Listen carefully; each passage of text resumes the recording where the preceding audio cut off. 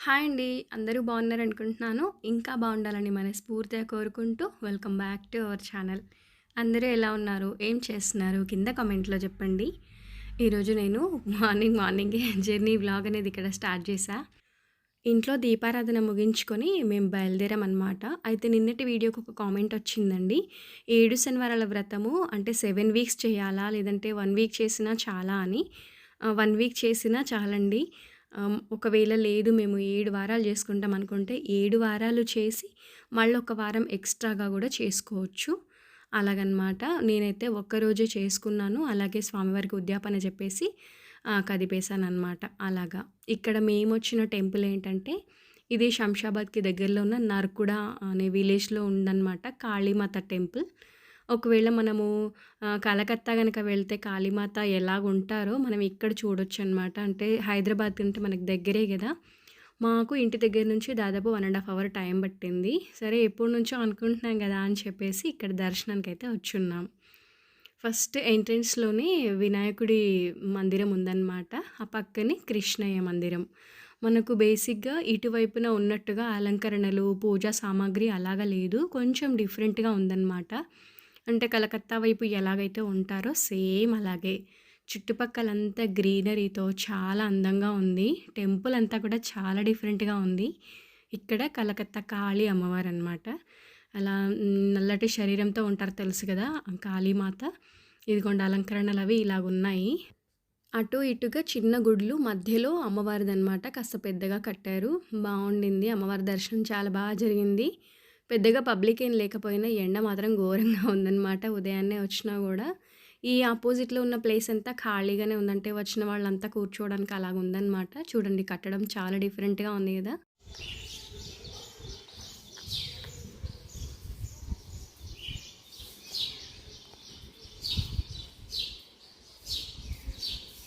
అమ్మవారి మందిరం పక్కనే ఇక్కడ శివయ్య మందిరం గూడా ఉందనమాట. ఇది కొంచెం నల్లటి విగ్రహం అనమాట. శివయ్యది. పక్కనే నందిని గూడా పెట్టారు.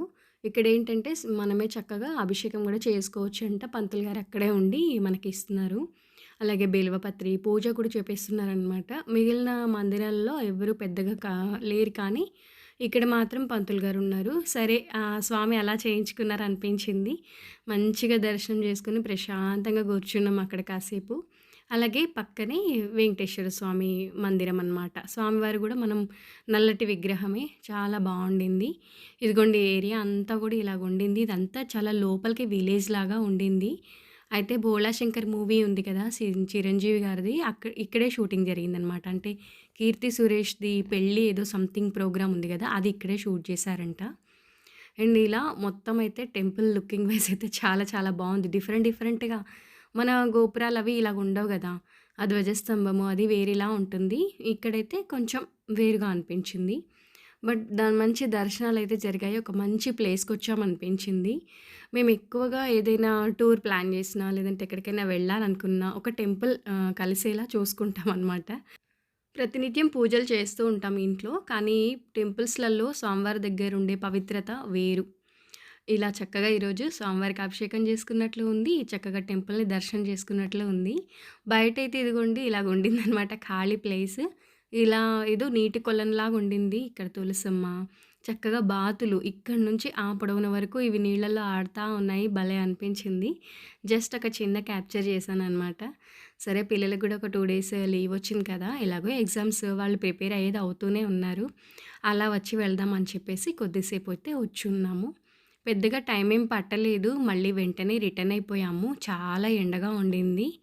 సో, మొత్తానికి అమ్మవారి టెంపుల్ అయితే ఇలాగుంది.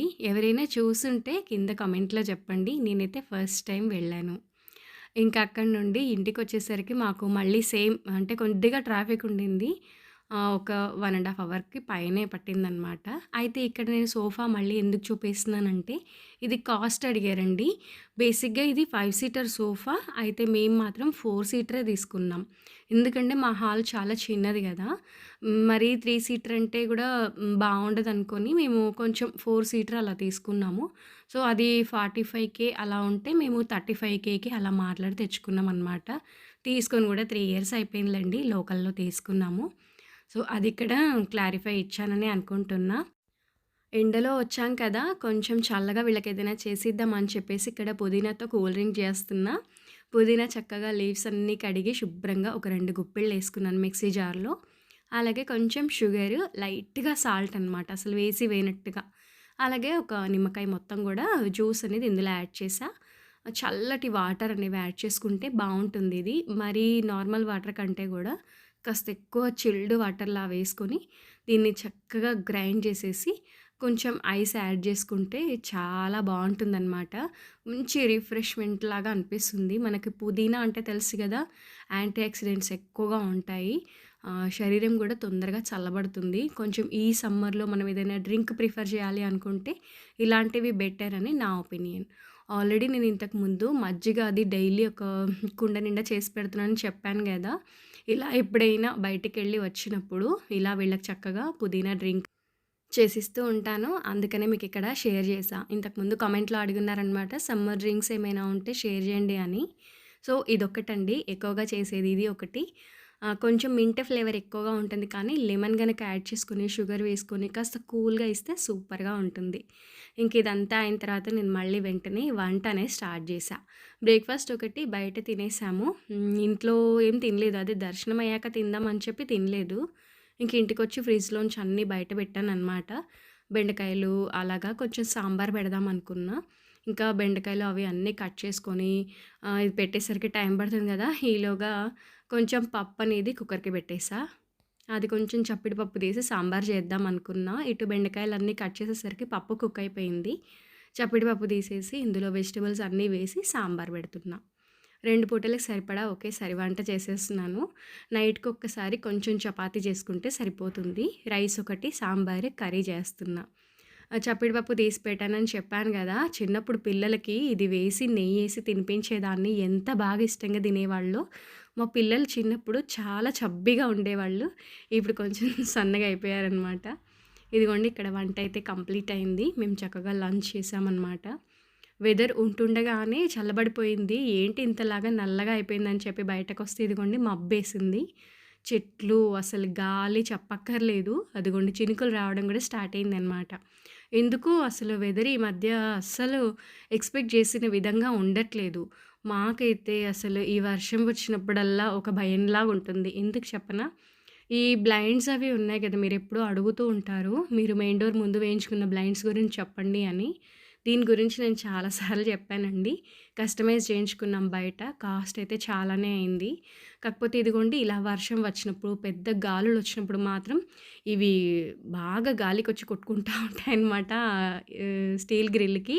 అదొకటి కొంచెం భయమేస్తుంది. అది పక్క వాళ్ళకి కూడా డిస్టర్బ్ అవుతదేమో అని నాకెప్పుడు అనిపిస్తూ ఉంటుంది. ఇంకా వర్షం అయితే ఒక రేంజ్‌లో వచ్చిందనమాట. అసలు మెయిన్ డోర్ వరకు వచ్చేసింది. అంటే మనకు క్రాస్‌గా పడుతున్నప్పుడు మెయిన్ డోర్ వరకు వచ్చేసింది. నేను వేసిన ముగ్గు కాస్త కొట్టుకుపోతుంది. అందుకే ఇంకా ఇక్కడైతే చిన్న క్లిప్ ఒకటి యాడ్ చేశాను. వెదర్ అంతా చల్లగా అయిపోయిందనమాట ఒక్కసారిగా. మేము వెళ్ళొచ్చిన వేడికి అసలు ఈ చలనానికి సంబంధమే లేదు. నిజంగా చెప్పాలంటే ఈరోజు నేను వడియాలు పెడదాం అనుకున్నాను. ఇంక ఈ వర్షాలు ఇలా వస్తుంటే నేను ఎలా వడియాలు పెట్టాలో నాకైతే అర్థం కావట్లేదు. ఇంకొకటి వడియాలు పెట్టడం అంటే జస్ట్ పిండి తయారు చేసి ఆరబెట్టడం మాత్రమే కాదు. నేను పైన మిద్దె మొత్తం నీట్‌గా కడుక్కొని అప్పుడు చేస్తాననమాట. ఎందుకంటే మొక్కలున్నాయి గదా! అంత డస్ట్ అనేది అటు ఇటుగా స్ప్రెడ్ అవుతా ఉంటుంది. అయితే ఇక్కడ నేను సమ్మర్ కోసం ఒక మంచి ఫేస్ ప్యాక్‌ని ఈరోజు వేసుకున్నాను. అది మీతో ఇక్కడ షేర్ చేస్తున్నా. ఇది గూడా రిక్వెస్టెడ్ అండి. సమ్మర్ కోసం ఏదైనా స్కిన్ కేర్ చెప్పండి అని అడుగుతూ ఉన్నారు. అయితే ఇక్కడ ఏమంటే చిన్న బౌల్ తీసుకొని 2 స్పూన్లు బేసన్ తీసుకున్నా. అదే శనగపిండి. అందులో కొంచెం చాయ పసుపు. మనకు బయట దొరుకుతుంది గదా! వాడేది కాకుండా వేరే సెపరేట్‌గా అదన్నమాట. పచ్చి పసుపు అని గూడా అంటారు. అలాగే ఇందులో కొంచెం పాలు యాడ్ చేశాను. నా దగ్గర కీరా ఉంటే కీరా చక్కగా తురిమేసి ఆ జ్యూస్‌ని పిండి ఇందులో యాడ్ చేసుకుందాం అనుకున్నా. అయితే కీరా లేదు. సో, పాలు గూడా బాగా యూజ్ అవుతాయన్నమాట. మనకి ట్యాన్ అది బాగా పట్టేస్తుంది గదా! ఇప్పుడు సమ్మర్‌లో మనం ఎంత ఏసీ కార్‌లో తిరిగినా గూడా, ఎంత బయటకు వెళ్ళకుండా ఉన్నా గూడా అదేంటో ఒక డార్క్‌నెస్ అనేది వచ్చేస్తుంది. అలా ఎప్పుడైనా ట్యాన్ అది రిమూవ్ అయిపోవాలి అనుకుంటే ఇలాంటి ప్యాక్ ఒకటి యూజ్ చేస్తే సూపర్ రిజల్ట్ ఉంటుంది. చక్కగా ఫేస్ కడుక్కొని ఈ ప్యాక్ అనేది అప్లై చేసి ఒక 15 మినిట్స్ తర్వాత ఆరిపోతుంది గదా! అప్పుడు చక్కగా నీట్‌గా కడిగేసి, ఆ తర్వాత అలోవెరా జెల్‌ని లైట్‌గా అప్లై చేసుకుంటే స్కిన్ చాలా బావుంటుంది. అలోవెరా జెల్ అనేది ఏ బ్రాండ్ అయినా యూజ్ చేయొచ్చు. నా దగ్గర ఇదే ఉందండి. నేను ఇది యూజ్ చేస్తున్నా. చాలా మాయిశ్చర్‌గా ఉంటుంది. స్కిన్ కూడా చాలా బ్రైట్నింగ్‌గా ఉంటుంది ఈ ప్యాక్ వల్ల. ఈ అలోవెరా జెల్ ఎవరికైనా నచ్చకపోతే ఒకవేళ ఆ ప్లేస్‌లో మాయిశ్చరైజర్ గూడా యూజ్ చేయొచ్చు. చాలా బావుంటుంది. ఇంకా మాయిశ్చరైజర్ అనేది మనం యాడ్ చేసిన తర్వాత ఇంకేమి అప్లై చేయకపోవడమే మంచిదనమాట. సో, ఇలా ఈరోజైతే గడిచిందనమాట అనుకోకుండా. మీరు ఇంకా కొన్ని రిక్వెస్టెడ్‌గా క్వెషన్స్ అడుగున్నారు. తప్పకుండా నేను అప్‌కమింగ్ వీడియోస్‌లో మీతో షేర్ చేసుకుంటాను. మరి ఇదండి ఇవాల్టి ఈ వీడియో. మీకు వీడియో గనుక నచ్చుంటే డెఫినిట్‌గా ఒక లైక్ ఇవ్వండి. నెక్స్ట్ వ్లాగ్‌తో మళ్ళీ మీ ముందుంటాను. ఏదైనా చెప్పాలనుకుంటే కామెంట్ చేయండి. నేను మీకు రిప్లై ఇస్తాను. బాయ్ అండి.